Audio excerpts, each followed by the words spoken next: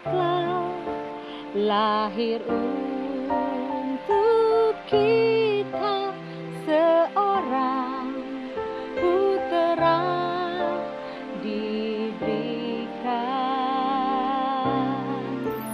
lambang pemerintahan di atas bahunya, dan namanya pun disebut orang penasehat ajaib, Allah yang perkasa, Bapa yang kekal, Raja damai. Sambutlah Dia, Yesus Tuhan, Juru Selamat dunia.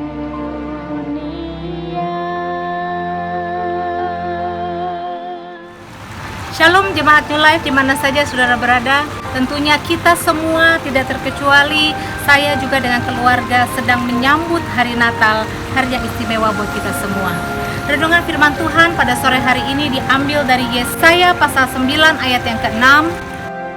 Sebab seorang anak telah lahir untuk kita, seorang putra telah diberikan untuk kita, lambang pemerintahan ada di atas bahunya, dan namanya disebutkan orang penasehat ajaib, Allah yang perkasa, Bapa yang kekal, Raja damai. Ketika Natal tiba, pertama-tama orang banyak berpikir tentang hadiah.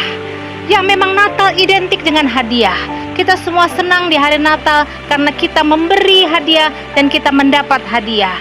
Hadiah di hari Natal itu tidak salah, saudara-saudara. Itu wujud sukacita dan kasih kita kepada Tuhan dan kepada sesama. Namun saya mengajak kita hari ini ingat baik-baik hadiah yang sesungguhnya, yaitu seorang putra telah diberikan untuk kita, namanya Yesus.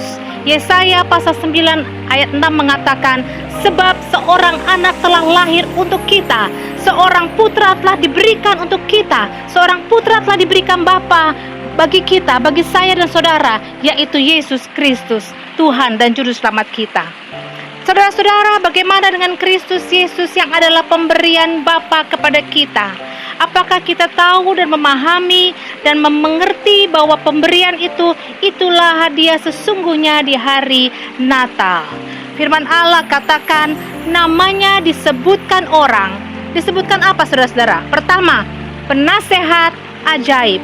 Seorang putra sudah diberikan. Saudara jangan bingung lagi ketika saudara berbenturan dengan persoalan. Dia penasehat ajaib, kata firman Allah.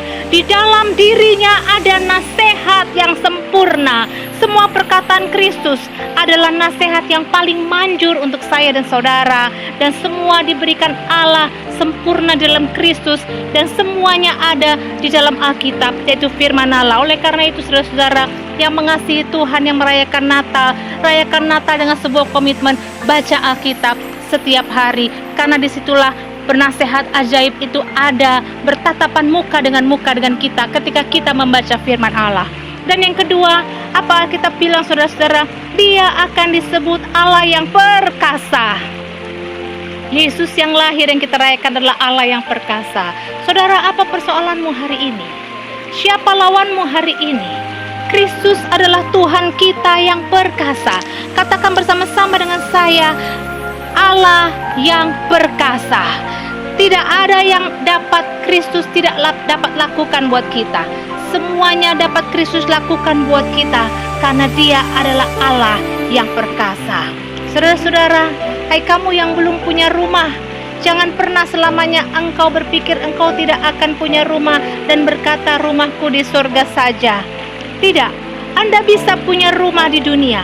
Ini satu pokok doa yang saya tahu persis bahwa Allah akan memberikannya bagi setiap jemaat New Life yang percaya dalam namanya, bahwa Dia Allah yang perkasa. Oleh karenanya saudara-saudara, kita tidak gentar berdoa, baik saya pribadi maupun bersama-sama dengan saudara, kita setia berdoa untuk hal ini sampai semua jemaat kita sepakat kita akan punya rumah, baik di bumi maupun di sorga. Dan yang ketiga, saudara-saudara, Alkitab katakan Dia yang lahir di hari Natal adalah Dia Bapa yang kekal. Di dalam dirinya ada pernyataan Allah Bapa yang adalah Alfa dan Omega, yang awal dan yang akhir, yang sekalipun gunung beranjak, bumi berlalu, Dia tetap ada. Ada Bapa yang tidak pernah tertidur dan ada selama-lamanya. Artinya, kapanpun kita dapat berlari kepada Bapa, kapanpun saudara perlu Dia hanya dapat dipanggil sejauh doa, sebab Dia sayang anak-anaknya, Dia sayang saudara, Dia sayang saya.